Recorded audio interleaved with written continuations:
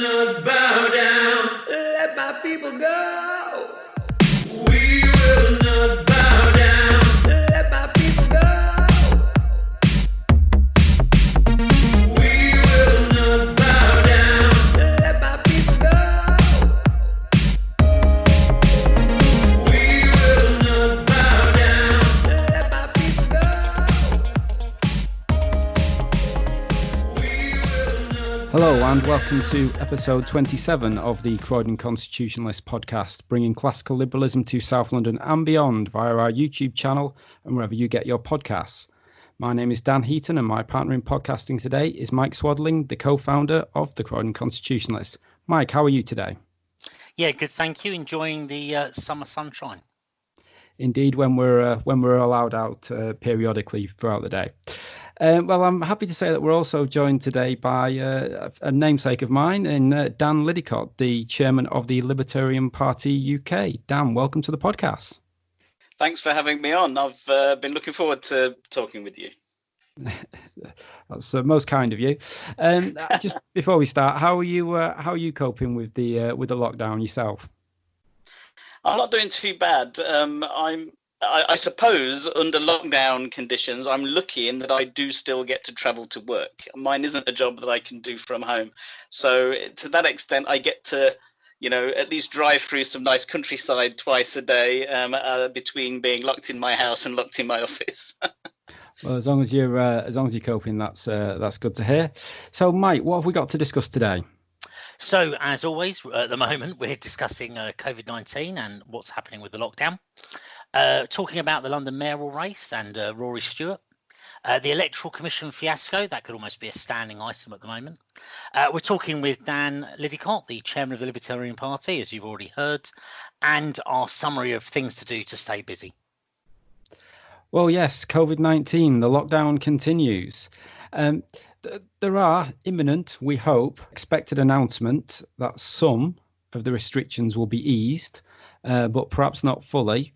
But there does seem to be some confused messaging. The briefings to the press are suggesting restrictions will be lifted quite a bit, but then we have Dominic Raab in one of the daily briefings suggesting, don't expect too much of the restrictions to be lifted. This week we've had the trial of the track and trace app in the metropolis that is the Isle of Wight.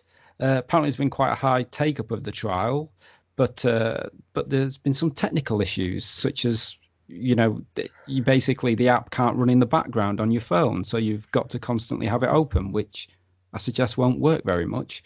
And there's some suggestion that some shops are reopening anyway, even without an easing of the restrictions. Homebase, for example. So, Mike, what have you taken of the mixed messages from this week? Well, I think the government's partly trying to give the idea that things are changing so that people don't break them before. Also then slightly saying, maybe people are getting ahead of themselves and we need to restrict it back. Things like Homebase, and there's a lot of these shops, and I think we've discussed it before, a huge number of places closed down that didn't need to via the government guidelines. And it does feel like those places are now opening up again. Some of the factories are now starting up that didn't have to close down. So we're moving towards what we should have been at the start of the lockdown, and hopefully this weekend we'll hear from Boris more in terms of what's happening. Certainly hope so. Dan, what have you made of this week's mixed messaging? Mm-hmm. Well, I think Mike's made a great point there, and it's something I mentioned in a podcast I did a few days ago, which is that what I see is people returning to the kind of lockdown that was originally intended. I don't think the government expected. Indeed, I think I read a report where the cabinet was kind of surprised at the degree of obedience they got from the general public, and they hadn't expected that. And so the number of staff on furlough and claiming through the furlough scheme was far greater than they expected and intended, and so people were sort of panicked, I suppose. And we all remember what the press was like, and that very firm message, stay at home. and we've probably seen the clips of the police telling people to go home. Do you see what I mean? So the message was so strong that people sort of ran a million miles in that direction. And so I can see where the mixed messages are coming from now, which is they're thinking, well, we weren't expecting such a response in one way at the beginning of lockdown, but if we even hint that lockdown will be raised on the wrong side of Bank Holiday Friday, they'll all go to the beach. So, we expected the announcement on Thursday, didn't we? That was pushed to tomorrow, I think, Saturday. I mean, Sunday is when we're going to get it instead. But the other thing is that, Boris is keeping so much to his chest. So it's no wonder we're getting mixed messages. One report I read suggests that only Hancock, Gove and Rabb and Johnson are sort of in this inner clique of what's going on. And even other cabinet members are struggling to actually get sort of the facts of what's going on. So, that's what happens, if you keep all of this to just a few people, and others are demanding to know what's going on, you're going to get mixed messages because people are going to say what they know, but it won't be the whole story. But I have to say, I'm not very happy with it being done that way. We're under emergency powers, and if policy is being decided by just 4 people, that's not great, is it? We need more scrutiny than that. I think so. Well, certainly somebody who may be responsible a little bit for the extent of the lockdown. Someone who was whose modelling was responsible for us going into lockdown, or persuaded the government to put us into lockdown, and who thought that, as you said, there wouldn't be quite as much obedience. Even with the lockdown that we've had, was the government's advisor Neil Ferguson of Imperial College, Professor Ferguson. Now, Professor Ferguson's been back in the news this week because he's had to resign from SAGE, the Scientific Advisory Group for Emergencies, for flouting the government guidelines himself.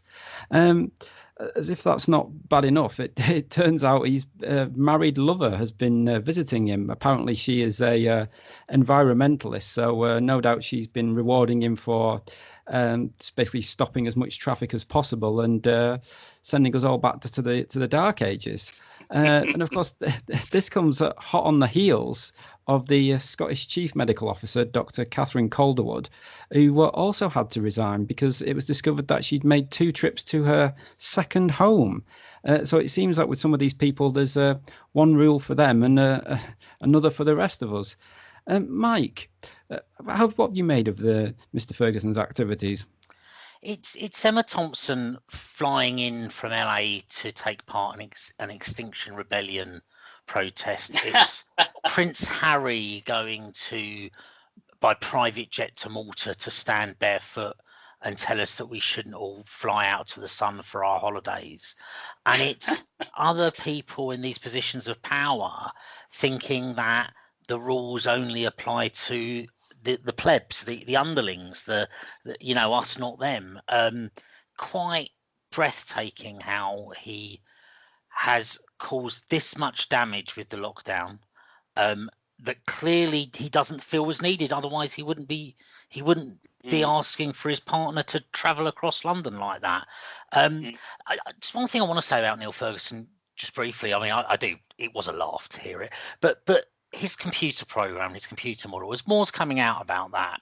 As someone that works in IT, if you have a computer program that's determining an outcome, separate from the actual program code, you should have a set of input data that could be moved to a different system in a different organization and get a similar result, because it's that input criteria that you tells you what's going on. So if you're offering a loan, I know I'm going to rate you on whether I'm going to lend you money based on whether you've had a job, how long you've lived somewhere, whether you've got a mobile phone, what your credit rating's like, all those kind of things. And that should be replicable somewhere else.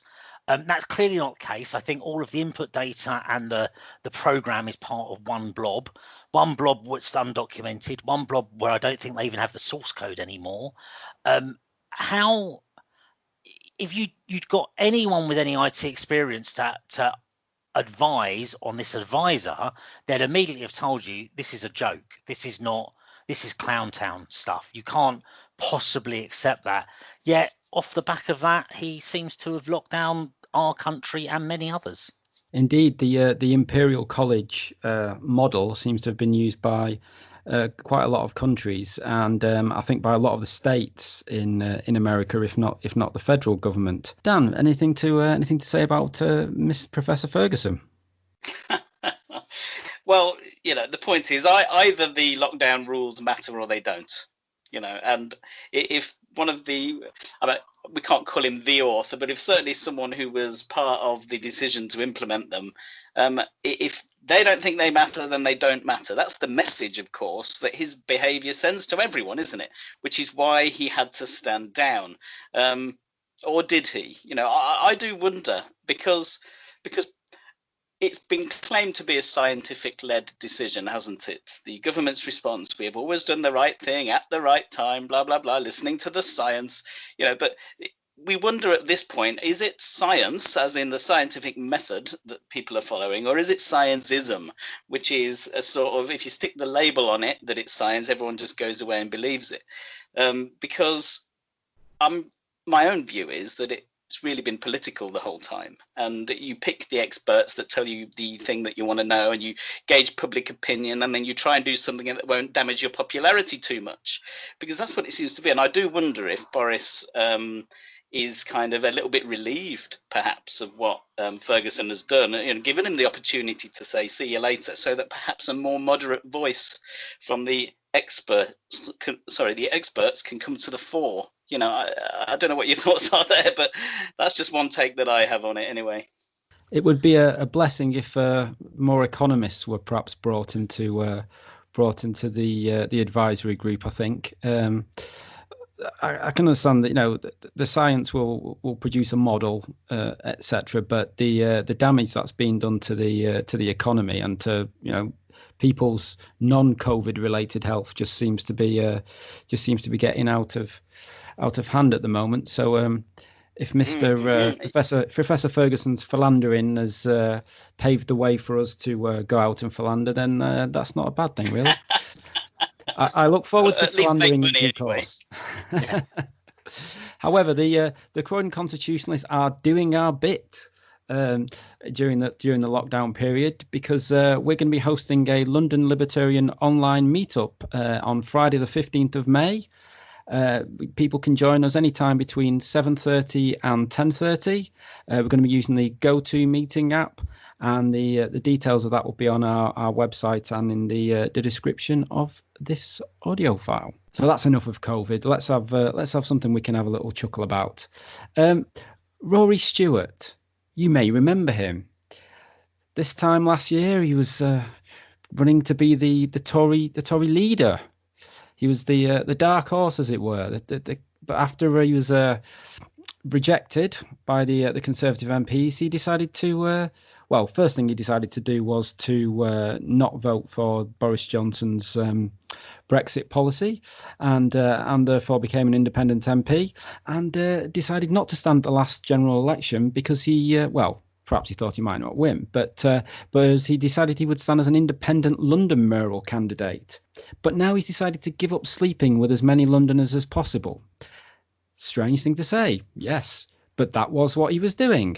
He had that was his campaign strategy. He used social media to have Londoners contact him. And he said something along the lines of he'll come round with a sleeping bag and a box of chocolates and spend the evening with them and sleep over, so they could tell him what their problems and what their issues were in London. As you'd think he'd know in advance. And as for spending the night at people's houses and flats, that was a bit unorthodox. But he was quite an unorthodox character. Well, we're not going to have the delight of him actually going through with the campaign, because he has decided to withdraw from the now delayed London mayoral race, citing the coronavirus, though, rather than his lack of chances of winning. He said to followers, "I'm afraid it does not seem sensible in the context of coronavirus to try to sustain our independent campaign for another year towards a delayed election." Mike, we've had some fun with Rory before. What do you take of his decision to withdraw from the race? Well, I'm wondering more and more now whether his campaign was just a clever ruse to get free accommodation in an incredibly expensive London market, because that maybe was all that's come of it. I guess Rory Stewart had a window of opportunity to be the Remain Conservative, and pick up the Remain vote of Labour moderates, Conservative moderates, Lib Dems, who and I say moderates, that's the sort of political speak. I mean, they're really anti-democracy extremists, but who don't still can't come to terms with the Brexit vote. Of course, with the election being delayed a year from now, not only is Brexit done, we've had the transition period, and we should be fully out and in our future state with the EU. It's really hard then to see what angle he's got. Only the most extreme zealots will still be talking about the Brexit vote. That's probably not enough to get him his deposit back, let alone have a kind of a decent run at the mayoral race. So as night follows day, his time had finished, really. Dan, have you enjoyed Rory Stewart's political career? He was such a different character from the others. The thing that stood out to me when he was in the leadership contest for the Tory party was his earnestness. I kind of admired that, because I think earnestness is something that is often missing. But I didn't follow his particular take on Brexit at all, not at all. So there was no way he was going to get my support. But as someone who did seem very sincere, I suppose he stood out to me in that regard. But campaigning is hard work, and possibly it's harder as an independent than with party backing. So, when he looks at the landscape, his chances of winning, you can see why he might think, weigh it all up. Is it really worth going through all of that and putting all my volunteers through all that and all these safety things, and possibly even limiting his campaigns because of the lockdown? He probably just thinks, what, I'll keep my powder dry. Maybe he's going to go for a run at the Assembly instead. Who knows? Maybe he'll go back to Cumbria, where he was an MP. Who knows? Or back to whichever part of the Middle East, I think it was. He was, I don't know, was he or wasn't he a spy? It's always a bit interesting as to what his background was. Well, he can write a novel later, can't he, and tell us all? He certainly can. Yes. He certainly can. As long as he's not breaching the Official Secrets Act or whatever. Mysterious chap. Well, we have an update on a story we discussed last week. The latest in the debacle, that is the Electoral Commission. We mentioned last week that Aaron Banks, the Leave.eu founder, had been vindicated in court recently.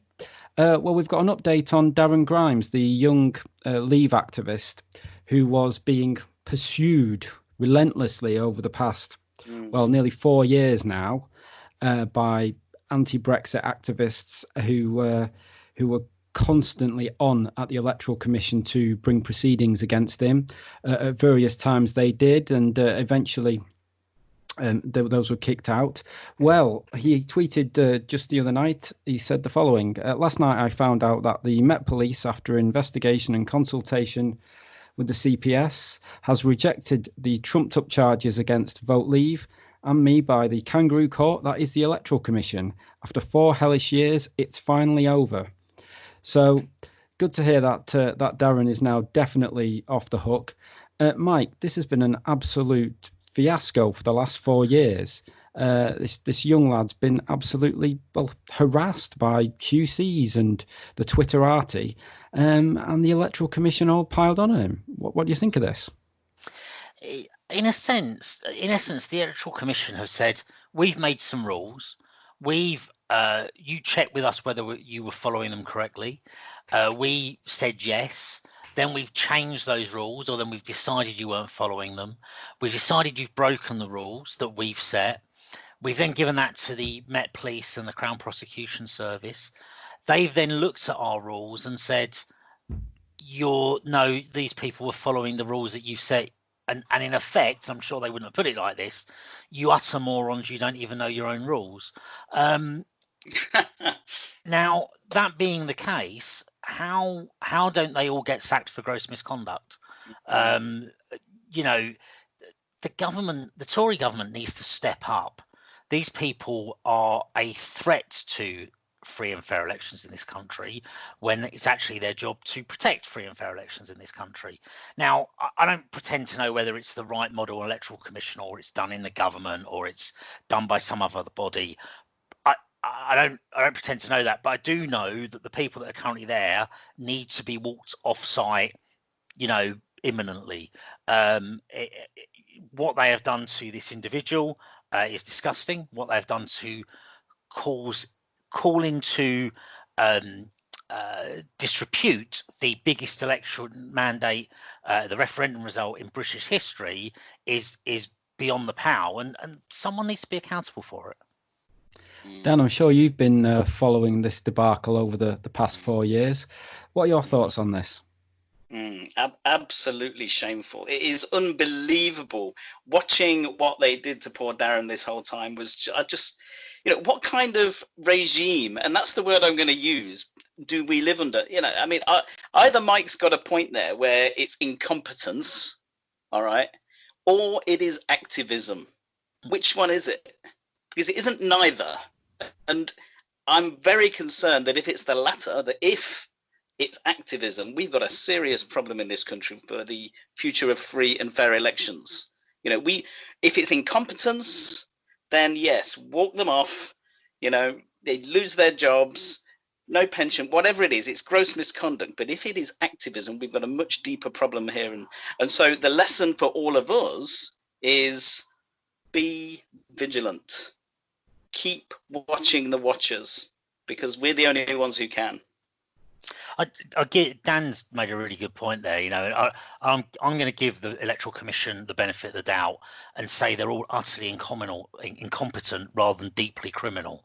But as Dan says, those are the two choices. Neither suggests good things about them.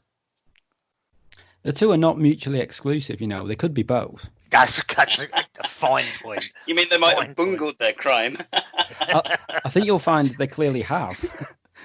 Otherwise, Darren would be locked up by now. Well, again, I'm phrasing this as questions. These are not accusations yet. Allegedly. That's right. So, Dan, thanks again for joining us. Great to hear from you today, and your role. Just so you're the chairman of the Libertarian Party and the Midlands Regional Coordinator. Can you tell us a little bit about these roles and what you do in the party? Of course. So the primary role of the party chairman is to chair what we call the NCC, which is the National Coordinating Committee. A lot of people call them the NEC in other parties, which is the National Executive Committee, but we are a different kind of party. So we don't have an executive at the national level because we are a devolved party, and we believe, as is, I would say, common to libertarian thought generally, that the power resides in the individual members. And so the power flows up from the grassroots. And so we have a coordinating committee at the national level. I'm the chairman of it. And it's basically made up of the party officers, the leader, the nominating officer, treasurer. The committee has the regional coordinators on it, and national secretaries for membership, press, young libertarians, that kind of thing. So I chair that committee, and our job is to ensure the party acts within, first of all, electoral law, and also the boundaries of its own constitution. So, my job is to sort of keep an eye on the agendas of those meetings, to respond to issues that are constitutional within the party, and to assist the party officers, that's the leader, the nominating officer, and the treasurer, in anything relating to electoral law. That's my job as the chairman. But regional coordinator then is a different thing. That's where the activism really happens, much closer to the grassroots. And my own philosophy of this is to take something from Stephen R. Covey, who you may have heard of, which is to try and be a servant leader. and that is to enable and empower, and that's a very overused word, but it is a real word in this sense. The local activists, local group leaders, and association chairs to be successful. Like with all libertarianism, it's voluntary. There can be no orders from the top. There can be no sense of dictatorial leadership. It is very much by mutual consent, and for me that's a great environment to work in. And I'm absolutely privileged in the Midlands to work alongside a group of really very adept, intelligent, committed local coordinators. I couldn't have a better team to work with to grow the party in the Midlands. It's great. Fantastic, thank you. So last year you ran in local elections and for Parliament in North West Leicestershire. How did you find the experience, and do you have any fun stories from your time running? Okay, well, it was my first time running for Parliament, and it had been quite a busy year because I'd actually stood in the local elections earlier the same year in May. And when you stand for a small party, the motivation for standing has to be a commitment to the values of the cause that you stand for, because it can't be based on anticipating big wins straight away. No one's, if a Libertarian Party candidate goes ahead and thinks I'm going to win this, in the next 5 years, someone needs to take them aside and say, look, there's still more work to do. One day you could win this election, but it won't be this time. So we're playing the long game to a great degree. And I approached both elections, the local one and the national election, with that in mind, playing the long game, because honestly, and this may surprise you and I because we understand what libertarianism is, most people on the doorstep ask, what's a libertarian? That is the first barrier that the Libertarian Party and the cause of liberty has to overcome in this country. So it is about understanding that's where you're at. And so you get very good at explaining very quickly what is a libertarian. And to be frank, a lot of people are very receptive to it. And if we can overcome the barrier of knowledge and just get the name out there and the values out there, I think we will do very well. So that's the position I took while campaigning, that I'm playing the long game. But it was great, but it was also a lot of hard work, and I got some great support from other members in the Midlands, some of whom travelled quite far to help me campaign, and that's really motivating. That's very important. And my family were there the whole time, and that's very important too. But in terms of funny stories, the one that really stands out to me, as part of the national election campaign, there was 2 hustings that I attended. And I'll be honest, I'm someone who's not unused to public speaking and getting in front of people. I used to be a college lecturer for several years. I've done lots of public speaking engagements of various kinds. But a hustings is a whole different ball game. That's a proper debate in front of people, in front of your very voters, who decide your fate. And there was 2. There was one in Holy Trinity in Ashby de la Zouch, and then there was another at the community hub in Castle Donington. And the first one was at Holy Trinity, and I really worked my socks off in that debate, and I was getting nothing from the audience. It was a tough audience, but the Green candidate of all people, there weren't standing ovations, but they might as well have been for the amount of enthusiasm that he was getting. I just couldn't understand it. And a party member had come to support me as well, and was in the audience, and they were like, what's going on, kind of thing. Anyway, later on in the week, we went to Castle Donington, to the community hub there, and had another hustings. It was totally different. My responses received, acceptable and, pretty much equal applause, and people seemed to appreciate what I was saying, and that restored my faith, that I wasn't completely wasting my time. But it turned out that at Holy Trinity, the Green candidate had a connection with the members of the audience, which I wasn't aware of. And so I was unawares, I was the away team playing on home ground. And so I had a really tough audience, and I wasn't aware of it. It was great, though. It was great. Good experience. And it's one that everyone will have to go through if they stand, but it's brilliant.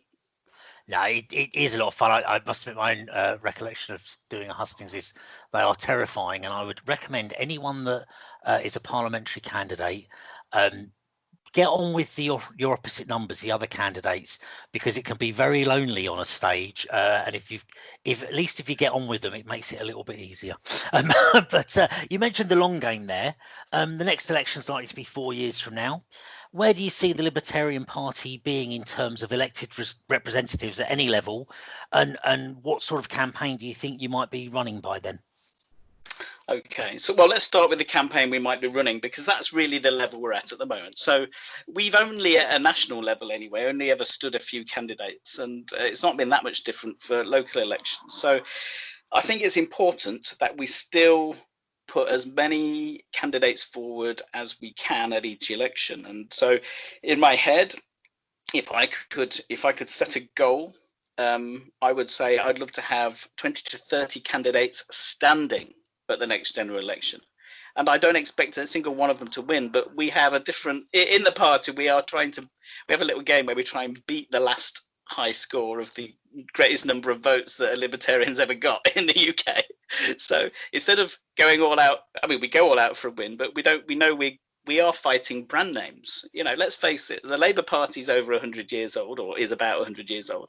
The Tories are 200 or so years old, and we are literally the young whippersnappers, where you knock on a door and people say, "What's a Libertarian?" So that gives you an idea of the gap that we've got to cross. So I'd like to get 30 odd candidates to stand, and I'd like to have them get more than 1,000 votes each. That's what I'd like to see, because at that point, the press and the national attention starts to look at you.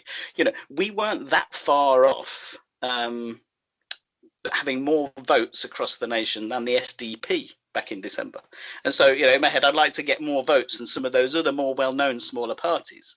And at that point, we start to gather some attention. But, all of this rides on us focusing our attention on local activism, because we have to answer that question well in advance of the election.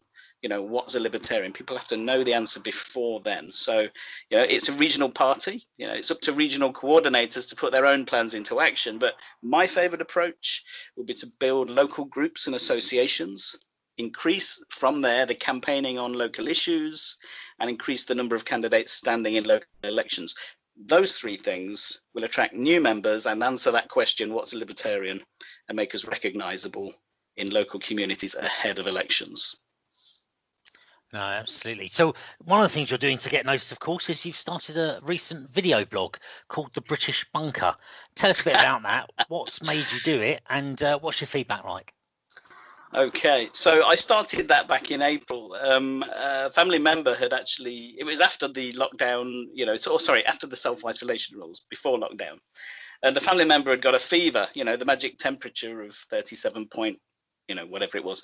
And so I was on 14-day self-isolation. And frankly, I was getting cabin fever and going a bit stir crazy. So I started this video log on my personal Facebook timeline, just to family and friends, as a way of expressing myself, talking about the situation and all of that. But a few of them said, why don't you make this public? So I did. I bought the domain name britishbunker.com. I set up the Facebook page and all this kind of thing. And it's become a place where I get to be Dan, and not Dan the chairman or Dan the regional coordinator or Dan the something else. This is where I get to be just me, talking about COVID, about politics, the world as I see it, away from all my other responsibilities. And feedback's pretty good. I mean, it's still very early days. I've probably not even been running it for a month yet, on the public side of things. But we'll see what happens. I enjoy it, so why not? No, excellent. So, moving on to where we are now, you mentioned the pandemic there. I personally sort of sense a lack of common sense in society from the pandemic. Lots of people talking about, removing all risk. It's like people don't realise that life is terminal, and all these risks have an impact on the economy and our ability to earn a living. What do you think about that? And do you think we've got an education gap there, and how might we fill it? Well, I mean, yes, we do have an education gap. The response we're seeing from people, it's the sum of all the messages and all the bombardment that people have had thrown at them for years. It's the sum of everything from public education, from the media, this idea that blind acceptance of whatever the official line is good.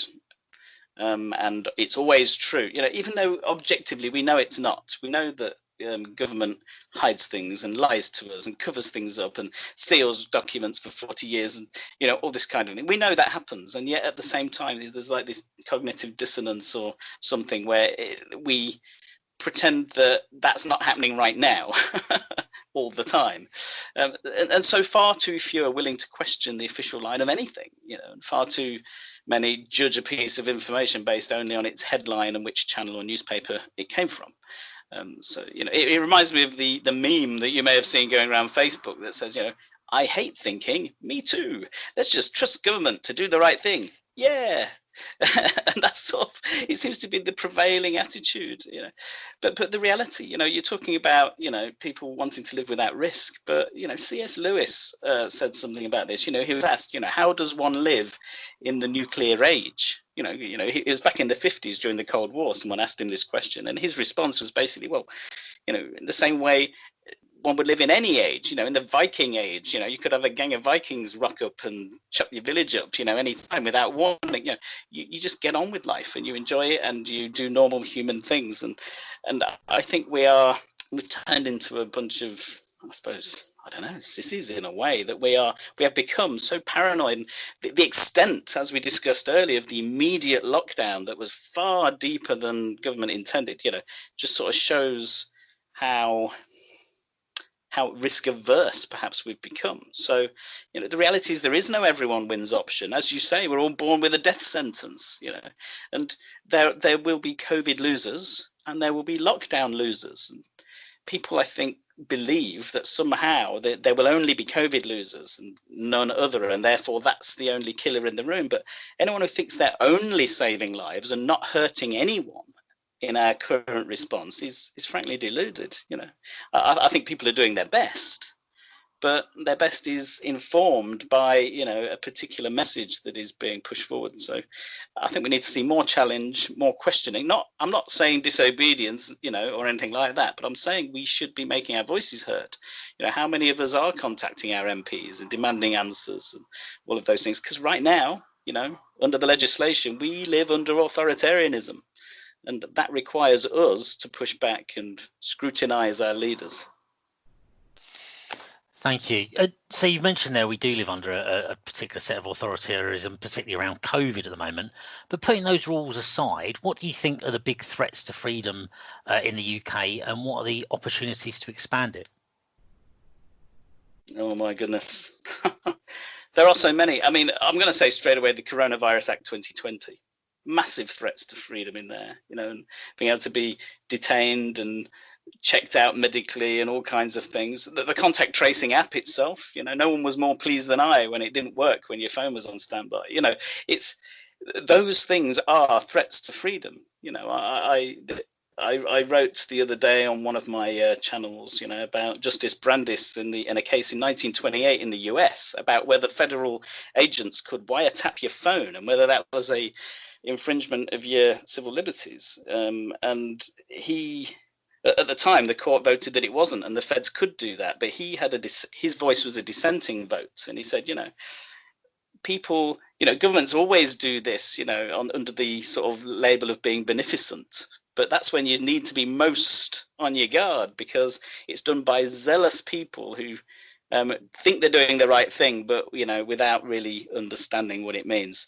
And so there are so many sort of follow-on consequences from everything the state does. Every liberty taken has a consequence which can be expanded upon to take more liberty, and we have to understand that that's the case. I wonder how many people actually wake up in the morning and think, right now I live in an authoritarian regime. They can argue that they can argue that it's the only way to beat COVID-19, but what they can't do is deny that it's authoritarian, because it absolutely is. So I've mentioned the Coronavirus Act 2020. I've mentioned the Contact Tracing Act. And to go along with that, not so long ago, I think in the last 2 weeks, certain other government departments have been pushing to get access to databases of mobile phone and internet records, because they want to carry out their own investigations and they can't rely on the police doing it. That's terrible. That's absolutely terrible, because we're moving away then, we're moving towards technocrats doing their own investigations, away from the common law protections that, we ostensibly expect the police to follow. And, but there's a whole list, you could pick, any of them going right back to 1997, the Crime and Disorder Act 1998, aspects of that, the Terrorism Act 2000, aspects of that, Criminal Justice and Police Act 2001, aspects of that. Where do you end?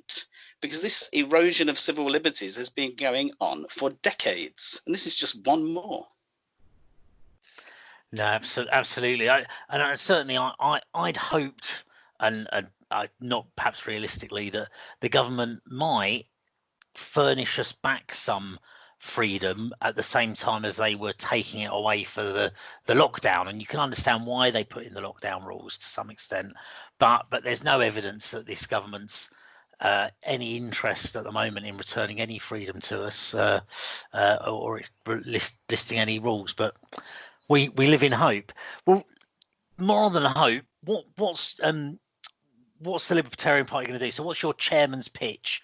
Why should people join you, and how can they help you? If people genuinely believe that we live in a free country and they want it to be one, really, they're the people we're after. People who genuinely believe that the power of government originates in the power of the individual first, then they're the people who need to vote for the Libertarian Party, because the reality is no other party thinks that way. For them, their power in government is just an extension of, the unwritten constitution with a monarch at the head, divine right to rule and all that kind of thing. So if you really believe that power should originate in the people and be accountable to the people, we're literally the only political party I'm aware of that would match that. We are the party of small government. And why? Because we believe that the best person to make decisions about your life is you. We want to be the relentless, peaceful revolution, that challenges the status quo. No other party will. It doesn't matter what they say. We've got at the moment, in my opinion, the most left-wing, big state Tory government we have ever seen. There's no point in a Labour Party at the moment. No wonder Jeremy Corbyn was running far left, because, there's no reason to be in the middle. Keir Starmer and Boris Johnson might as well be standing on the same square. I expect them to, expect to see going forward. So the Libertarian Party is the one that understands the correct origins of power of the state, which is the people. We're the only ones that understand the importance of defending the smallest minority of all, which is you, the individual, by protecting individual rights. We're the only party who understands the economic dampening effect of big government and the liberating effect of a small one. So, if you want a party that really understands the role of liberty in a successful and prosperous life for individuals and nations, then the Libertarian Party is your only option. And for us to make the progress that we need to really impact politics in Westminster, we invite you to join the party and to become an activist, and perhaps, if it suits you, one day to stand as a candidate. Fantastic, Dan. Thanks again for your time there, and great to talk to you. Thank you for having me. It's been wonderful. Well, thanks for that. Dan. What's the website of the Libertarian Party, and is that the best way for people to join the party? It is. You want to simply put in libertarianparty.co.uk. Excellent. So, Mike, we're all still in lockdown, but we've been busy. What have we got to keep people busy over the next period of time? Well, the Croydon Constitutionalists have reached the terrible 2 years old since we first set up the organisation. We've recorded a virtual pubcast, because obviously we can't get to a pub at the moment, and reviewing the last year, some of the highlights. Well worth a listen, we think. It gives you a rundown of what's been going on and what many of you have been part of. So, and thank you for that. As you mentioned earlier, we're meeting up with the London Libertarians. So if you're interested in libertarian ideas, the London Libertarian Party are having an online meetup that we're hosting on Friday the 15th of May, anytime between 7:30 p.m. and 10:30 p.m. The link to that will be on our website. Have a look and come and join us if it's for you. And as always, of course, we want more content. So if you want to write for us, you got any stories you'd like to cover, then do contact us via the usual means. And those usual means are Twitter @CroydonConst, via our Facebook page, via our website, croydonconstitutionalist.uk, or via email, croydonconstitutionalists@gmail.com. So, Mike, you mentioned that we've got the London Libertarian Online Meetup on Friday the 15th of May. Looking forward to that. We are hosting it, but it's definitely a London Libertarian Party event. So if you've got any interest in finding out what they're up to or wanting to discuss any libertarian ideas, that would be great. Please do join us then. Please do subscribe to the podcast and indeed the aforementioned pubcast via the usual apps, and do please subscribe to the YouTube channel.